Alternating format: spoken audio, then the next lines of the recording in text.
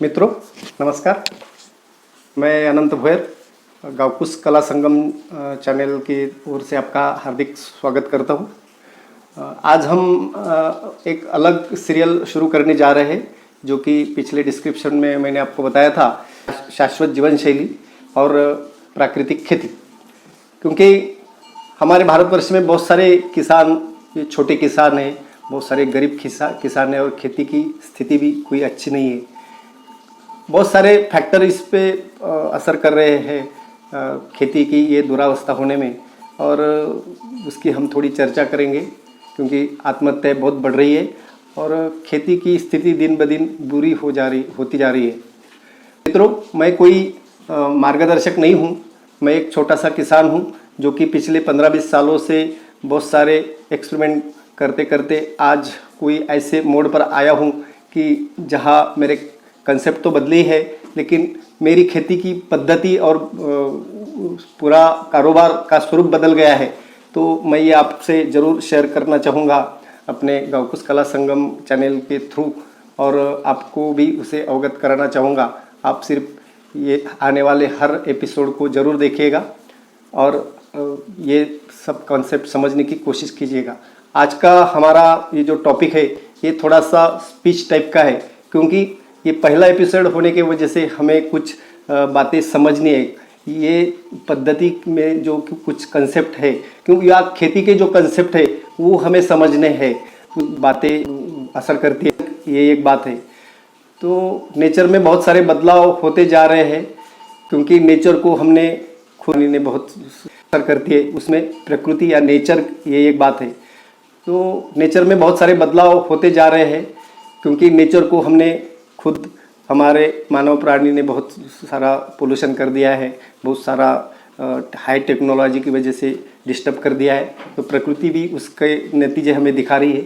हवामान के बदलाव है, जो कि कम दिनों में भारी वर्षा हो जाती है, सैचुरेटेड हो जाती है कोई खास लिमिटेड दिनों के लिए, और पूरा खेती का फसल बह के ले जाती है। कई धूपकाल में बहुत सारा टेम्परेचर बढ़ता है 48-49 तक, तो बहुत सारा जर्मिनेशन और फसल पे उसका विपरीत असर हो जाता है। तीसरा एक फैक्टर है जंगली जानवरों का, जो कि आज खेती का नुकसान करते करते गांव किनारे तक पहुंच गए हैं, और उस पर किसी का भी नियंत्रण नहीं हो पा रहा है। बहुत सारी टेक्नोलॉजियाँ अमल की गई है, लेकिन कोई खास फर्क नहीं दिख रहा है। मजदूरों की कमी ये एक फैक्टर है, जो कि मजदूर आजकल खेती में काम करने के लिए उत्सुक नहीं है, राजी नहीं है, क्योंकि उनको मैं काम करता हूँ यह बताना ये थोड़ा सा अवमानकारी लगता है। तो इसीलिए मजदूर भी शहरों की ओर भाग रहे हैं। बढ़ते खर्चे, घटता मुनाफा एक बड़ा फैक्टर है इसमें। खेती की दुरावस्था में खर्चे बढ़ गए, मुनाफा दिन ब दिन बहुत घटता जा रहा है, खर्चा भी नहीं निकल पा रहा है। विपरीत सरकारी नीतियाँ भी असर कर रही है, क्योंकि सरकार की जो योजनाएं है वो सिर्फ जो वो किसान तय नहीं करते हैं, किसान के कोई प्रतिनिधि तय नहीं करते हैं। तो ऐसी में बैठ के सब योजनाएं का अमल किया जा रहा है, और वो आखिरी एट द एंड तक ग्रासरूट लेवल तक नहीं पहुंच पा रही है। कर्जा निकालो, खेती करो, ऐसा एक माहौल अभी खड़ा हुआ है, जिसको हमारे सरकार ने, शासन ने भी बहुत बढ़ावा दिया है। एक्चुअली देखा जाए तो कोई जो व्यापारी है या धंधा करने वाला है, दुकानदार है, कारखानदार है, तो वो कोई भी जो लगता है, चीज़ें जो लगती है वो थोक में लेता है, रिटेल में बेचता है। इनपुट्स थोक में लेता है और आउटपुट रिटेल में बेचता है। लेकिन खेती का देखो तो पूरा उल्टा ही है। किसान जो कृषि को निविष्ट आय लगती है वो रिटेल में लाता है, और जो अनाज है, खेती में पैदा होने वाली फसल है, वो थोक में बेचता है। तो स्वाभाविक ही है कि रिटेल में ज़्यादा भाव देके निविष्ट आय खरीदना और थोक में कम भाव लेके अपने उत्पाद बेचना, तो उसमें घाटा तो आएगा ही, नफ़ा कहाँ से आ सकता है? ये तो सरल बात है। कृषि उपजों के जो भाव है वो एक्चुअली लेने वाला तय करता है। बाकी कारखानदारी में, कोई उद्यम में ऐसा नहीं होता है। तो ये जो भाव है, ये जो प्रोड्यूसर है वो तय करता है, जो एमआरपी है। आप एक फेयर एंड लवली की पुड़ी लाइए या कोई मंजन की पुड़ी लाइए, कोई भी कुछ भी लाइए, कोलगेट पेस्ट लाइए, तो उस पर एमआरपी जो है प्रोड्यूसर की, निर्माता की लगी रहती है। लेकिन खेती में जो फसल आती है उसका जो नीलाम होता है या कहीं बेची जाती है, तो उसकी प्राइस जो है वो लेने वाला तय करता है, व्यापारी तय करता है, अड़तिया तय करता है, और सरकार भी एमएसपी तय करती है। नया घर की तो कंसेप्ट हर आदमी की होती है। तो नया घर को तो छोड़िए, ये गरीबी की वजह से यदि नहाने की दीवार बारिश में गिर जाए तो हमारा किसान भाई उसको नहीं बनाना तो दूर, लेकिन वो दीवार को अच्छी तरह दुरुस्तदारी भी नहीं कर सकता है। तो इलेक्शन जो पुराने बैनर होते हैं वो लाके वो जहाँ दीवार गिरी वहाँ लगा देता है और उसी के आड़ में अपने माँ बहन की आबरू बचाता है। तो इतना ये भीषण है। अन्न वस्त्र निवारा स्वास्थ्य ये प्राथमिकताएं वो पूरी नहीं कर सकता है, उसकी अधूरी रह जाती है। और इसी वजह से नई जो जनरेशन है किसान के परिवार में की, वो खेती के बारे में उन्हें बहुत अरुचि है, बहुत तिरस्कार पैदा हो रहा है। बाप के नाम का 7/12 बेटे को शाप जैसा लगने लगा है, क्योंकि स्वास्थ्य, शिक्षा, शादी ब्याह ये सब बातों के लिए उसने हमेशा ही बचपन से अपने बाप के चेहरे पर चिंता देखी होती है। हम देखते हैं डॉक्टर का बेटा डॉक्टर होता है, इंजीनियर का बेटा इंजीनियर होता है, कॉन्ट्रैक्टर का बेटा अपने बाप के कॉन्ट्रैक्टरशिप में हाथ बटोरता है और धंधे को संभाल लेता है। लेकिन किसान पुत्र कभी भी आपको खेती में लगा हुआ नहीं मिलेगा। वो खेती से बाहर ही रहना चाहता है। वो चाहे तो दूसरे की ताबेदारी करेगा, फिर भी वो खेती में नहीं आना चाहता है, क्योंकि वो बचपन से अलग सी परिस्थिति की या देखता रहता है। कृषि के पदवीधर भी जो होते हैं वो कृषि की डिग्री लेने के बाद में नौकरी में जाते हैं या कोई प्राइवेट संस्था में काम करते हैं। किसान तो अपने बेटे को एक साइकिल भी देने में असमर्थ होता है, ये बच्चा अच्छी तरह जानता है। तो फिर उसमें अरुचि आना स्वाभाविक नहीं है। बदलती जीवन शैली बहुत बड़ी असर कर रही है हमारे देहाती इलाकों में, क्योंकि जीवन शैली में बहुत बदलाव आ चुका है। बहुत सारी जगह जगह पे खर्चे बहुत बढ़ गए हैं और पैसे के बिना कुछ भी नहीं हो रहा है। खर्चे में बढ़ोतरी हो, उत्पादों में घाटा चल रहा है।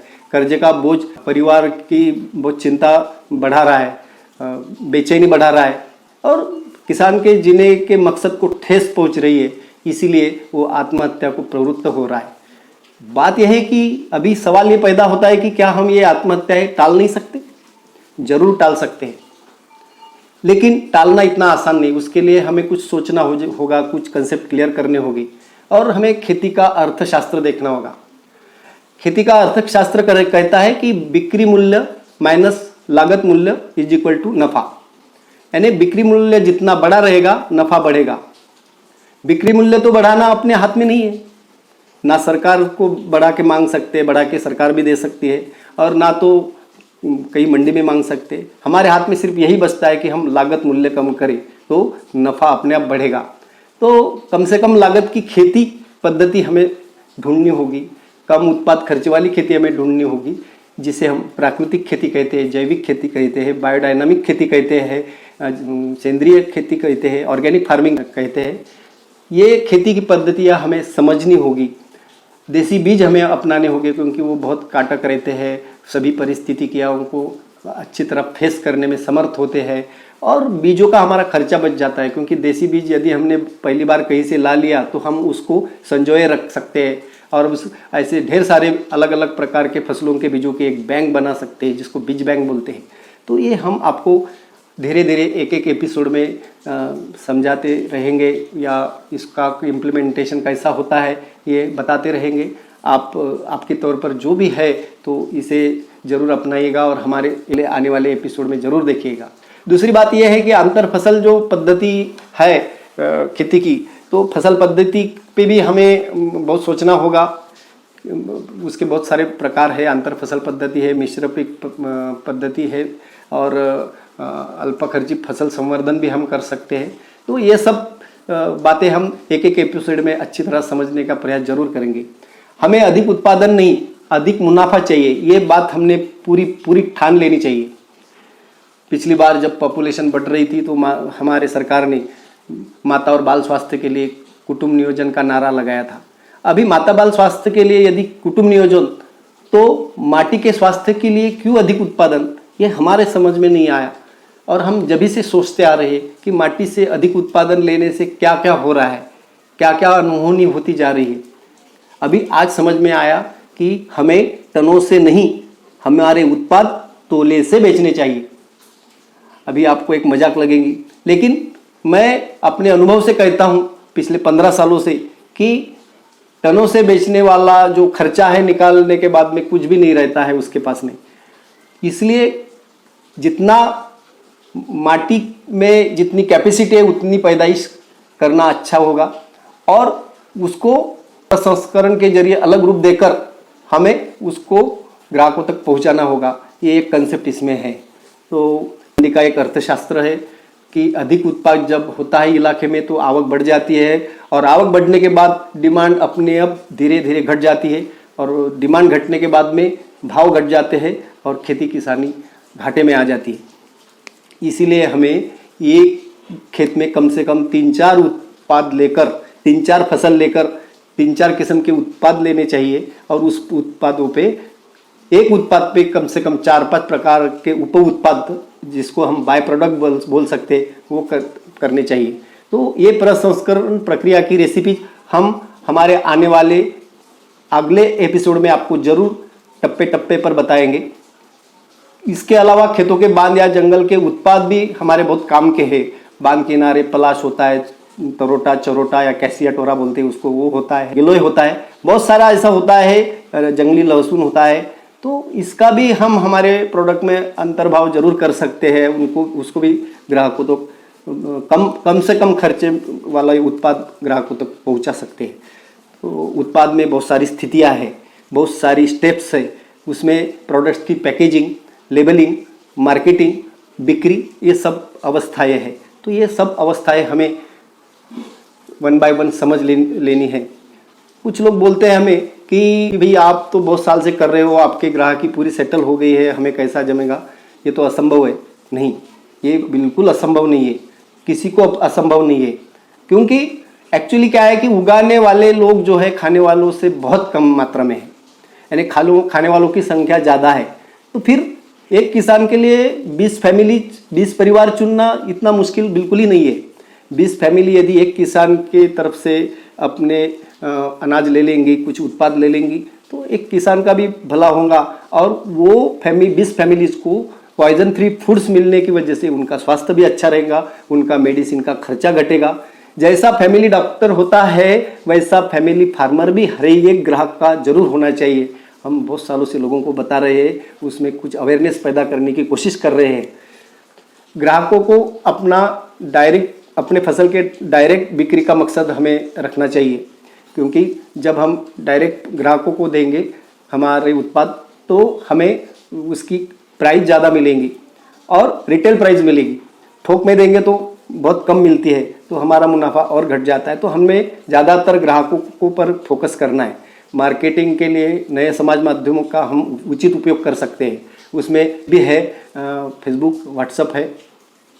हमारा गावकुश का जो ब्रांड है वो पिछले 15 सालों से हम चला रहे हैं। बहुत सारे प्रोडक्ट हमारे खेती में जो फसल पैदा हो रही है वो सब उगा रहे हैं और प्रोसेसिंग करके हम ग्राहकों तक पहुंचा रहे हैं और बिना घर से बाहर निकले अभी हम पूरे भारतवर्ष में जो ज़रूरतमंद ग्राहक है उन तक पहुंचा रहे हैं। और आज करीबन 35 प्रोडक्ट हमारे गावकुश ब्रांड के हैं, जो कि हम ये पिटारे में रखे हुए हैं।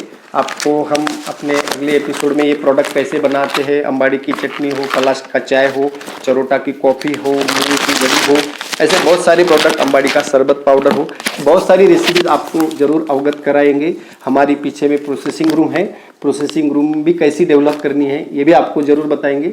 आप सिर्फ हमारे आने वाले हर एक एपिसोड ज़रूर देखिए, लाइक करिए और पसंद आए तो शेयर और सब्सक्राइब जरूर कीजिए।